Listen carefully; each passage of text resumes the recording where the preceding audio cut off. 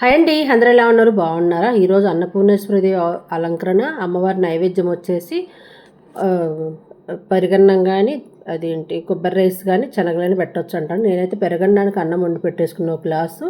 తర్వాత బయట తులసమ్మ దగ్గర అలా ముగ్గులేసేసుకొని వచ్చేసే లోపల అన్నం చల్లారుతుంది. ముగ్గులేసుకొని అట్లా పైకి చూస్తే నాకు మళ్ళీ పింక్ పువ్వు వచ్చిందండి. మా ఫ్రెండ్ ఇచ్చిన మొక్కకు మళ్ళీ మంచి పువ్వు వచ్చింది.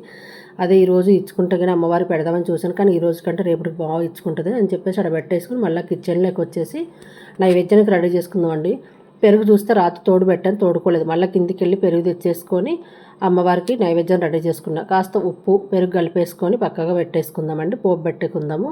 మనం ఎంత తొందరగా చేసుకుందామని కానీ లేట్ అయిపోతుంది. ఏదో ఒకటి మర్చిపోతాము, ఏదో ఒకటి పనులు అవ్వనమాట. దానివల్ల ఈరోజు నాకు పెరుగు వల్ల కాస్త లేట్ అయింది. ఇప్పుడు పోపు పెట్టేసుకొని కాస్త నెయ్యి వేసుకొని, నెయ్యి వేడెక్కినాక పోపు గింజలు, శనగపప్పు, ఆవాలు, జీలకర్ర, కొద్దిగా జీడిపప్పు, అల్లం ముక్కలు, ఒక చిన్న ఎండుమిర్చి ముక్క, ఎండుమిర్చిని చిన్న ముక్కలుగా చేసుకొని కొద్దిగా కరివేపాకు అన్నీ రెడీ చేసుకొని పోపు రెడీ అయినాక మనం ముందుగా కలిపి పెట్టుకున్న పెరుగన్నంలో కలిపేసుకుందామండి. దద్దోజనంలో కలిపేసుకొని చక్కగా ప్రసాదం రెడీ అయిపోయింది కదా.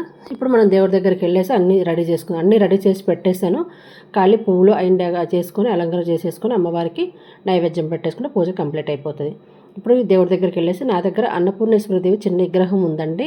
అందులో బియ్యం వేసి పెట్టేస్తాను. 15 రోజులకు కానీ 10 రోజులు వారానికి కానీ మారుసుకుంటా. పక్కన గురిగింజలలో లక్ష్మీదేవిని పెట్టుకున్న, ఆమె పక్కనేమో దుర్గామాత రూపు ఉంది నా దగ్గర. రూపు పెట్టేసుకున్న, గుళ్ళో కుంకుమార్చనకి వెళ్తే ఇచ్చారు, అలా పెట్టుకుని పూజ చేసుకుంటుంటే శుక్రవారం దుర్గామాతను లక్ష్మీదేవిని నిలబెట్టుకుని పూజ చేస్తానంటే పక్కన గౌరమ్మని చేసుకున్న వినాయకుడిని.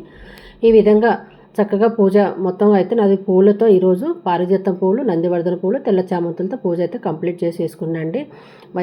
మంచిగా అమ్మవారి అన్నపూర్ణేశ్వరి దేవిని ఈరోజు మనస్ఫూర్తిగా ఆమె ఎంతో ఇష్టమైన దద్దోజనం చేశాను. పాలు పెట్టేసుకొని తాంబూలంలో మనకు ఉన్నంత మన శక్తిని బట్టి పెట్టుకోవచ్చండి. మనకు లేనిది మనం అమ్మవారేమో అడగరు. మనకి ఏముందో మనం ఏం పెట్టగలుగుతాం వాళ్ళకి తెలుసు.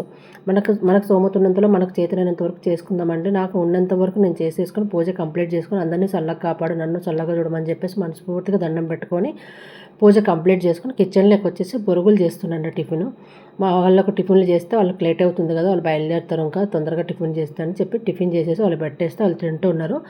ఆ తర్వాత మనకు ఇంకా వేరే కార్యక్రమాలు ఉంటాయి కదా, వంట కార్యక్రమాలు ఇంకా చేసుకోవాలి. మళ్ళీ అది చేయకపోతే మళ్ళీ లేట్ అయిపోతుంది కదా. నేనైతే ఈరోజు మామిడికాయ పప్పు చేస్తున్నాను. మామిడికాయ పప్పు ఏంటంటే కందిపప్పు, పెసరపప్పు రెండు కలిపి చేస్తున్నా, బాగుంటుందండి. అది పెసరపప్పు నేను పొట్టుపప్పు వేయించి పెట్టుకుంటాం అనమాట. ఆ పప్పు వేస్తే టేస్ట్ చాలా బాగుంటుంది. కాస్త ఒక మామిడికాయ, పచ్చి మామిడికాయ, కొంచెం పచ్చిమిర్చి, ఉల్లిపాయ, కొద్దిగా మెంతులు, జీలకర్ర, కొత్తిమీర అన్నీ రెడీ చేసి పెట్టుకునండి. కందిపప్పు, పెసరపప్పు రెండు కడిగి నానబెట్టాను. ఇప్పుడు అన్నీ కుక్కర్లో వేసేసుకుందాం. కుక్కర్లో వేసేసుకొని చక్కగా. కానీ మెంతులు మాత్రం ఏ పప్పులో అయినా ఏ కూరలో కానీ నేను కంపల్సరీ కొంచెమైనా వేస్తాను. అంటే పప్పులో అయితే ఒక 1/2 స్పూన్ వేస్తాను.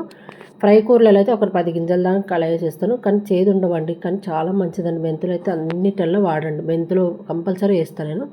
కాస్త పసుపు వేసుకొని తగినంత నీళ్లు, కొంచెం చింతపండు కూడా వేస్తానండి, పులుపు ఉంటుందో లేదు. తగినంత నీళ్లు పోసి కుక్కర్ మూత పెట్టేసుకొని 4 విజిల్లు వచ్చేంత వరకు ఉంచుకుందాం. 4 విజిల్లు తర్వాత ఒక్క విజిల్ వచ్చేంతసేపు చల్లారి పెట్టుకొని ఆ తర్వాత స్టవ్ కట్టేసుకొని బాగా చల్లారినాక మూత తీసి చూడండి, పప్పు రెడీ అయిపోయింది. చక్కగా జీలకర్ర అది వేసాక మంచి వాసన వస్తుంది తీయంగానే మూత. కాస్త కళ్ళుప్పు వేసేసుకొని మనం పప్పుగా మెత్తగా మెదుపుకుందామండి. మెదుపుకున్న తర్వాత పోపుకు మనము ఎల్లిపాయలు వేయకుండా ఉల్లిపాయలు కాస్త ఎక్కువ వేసుకొని తాలింపు గింజలు వేసుకుంటే కమ్మటి పప్పు రెడీ అయిపోతుంది. అబ్బా చాలా బాగుంటుంది. ఎంతమందికి ఇష్టం అలా అని. కానీ మామిడికాయ పప్పు చూడడానికి ఎంత కలర్ఫుల్గా ఉందో అంత టేస్టీగా ఉంటుందండి, చాలా బాగుంటుంది. ఇప్పుడు పప్పు అంతా రెడీ అయింది కదా. సన్నగా కట్ చేసిన కొత్తిమీర పప్పు మీద మధ్యలో పెట్టేసుకొని మన పోపు రెడీ అయినాక తాలింపు దాని మీద వేసేస్తే ఆ వేడికి చక్కగా మనకు ఆ పోపు అనేది కొత్తిమీర ఫ్లేవర్ మొత్తం పప్పుకు చక్కగా పట్టేస్తుంది. పక్కగా పెట్టేసుకుని పోపు పెట్టుకుందాం. పోపు పెట్టుకొని తగినంత ఆయిల్ వేసుకొని ముందుగా మనం తాలింపు గింజలు, శనగపప్పు, ఆవాలు, జీలకర్ర అన్నీ వేసేసుకుందాం. అవి వేగినాక పచ్చిమిర్చి, ఉల్లిపాయలు వేసుకుందాం. అవి వేసుకొని కాస్త ఎర్రగా వేయించుకున్న దాకా ఉంచుకొని అవి కొద్దిగా వేగిన తర్వాత పోపులో మాత్రం కొంచెం మిరపకాయలు ఎక్కువ వేస్తాయి. ఎండుమిర్చి అయినా పచ్చిమిర్చి అయినా ఏదైనా, ఎందుకంటే మామిడికాయ పప్పు కదా పుల్లగా ఉంటుంది కాబట్టి కొంచెం ఘాటుకుంటే బాగుంటుంది. కొద్దిగా ఇంగ వేసాను. వేసేసుకుంటే ఫైనల్గా మామిడికాయ పప్పు రెడీ అయిపోయిందబ్బా. సూపర్ టేస్ట్ ఉంటుంది, చాలా బాగుంటుంది. ప్లీజ్ నచ్చితే లైక్ చేయండి, షేర్ చేయండి, కామెంట్ చేయండి. ఒకసారి మీరు ఈ విధంగా ట్రై చేయండి. ఇది పప్పు అంటే పప్పు కాదు, పెసరపప్పు. అదేసి పెసరపప్పు అంటే మామూలు పప్పు కాదండో, వేసుకుంటే చాలా టేస్ట్ ఉంటుంది. అది పొట్టుపప్ప, సాదా పప్ప ఏదైనా పర్లేదు, కానీ వేయించి చూడండి, టేస్ట్ మాత్రం ఒక రేంజ్లో ఉంటుంది, చాలా బాగుంటుంది. మళ్ళీ కమ్మటి స్మెల్, టేస్ట్ కూడా చాలా బాగుంటుంది. ఒక్కసారి పెసరపప్పును వేయించుకొని చేసుకోండి, చాలా బాగుంటుంది. పప్పు అయితే రెడీ అయిందబ్బా. ఒక్కసారి చిన్న లైక్ చేయండి. ఈరోజైతే నా పనులన్నీ ఇలా కంప్లీట్ అయిపోయి నేను పొద్దున్న నుంచి లేచిన మధ్యాహ్నం వరకు ఏమేమి పనులు చేసుకున్నానో, ఎలా చేసుకున్నానో ఏంటని చెప్పి ఒక చిన్న వీడియో తీసాను. మీకు అందరికి నచ్చుతుంది అనుకుంటున్నాను. నచ్చితే ఒక చిన్న లైక్ చేయండి, కామెంట్ చేయండి.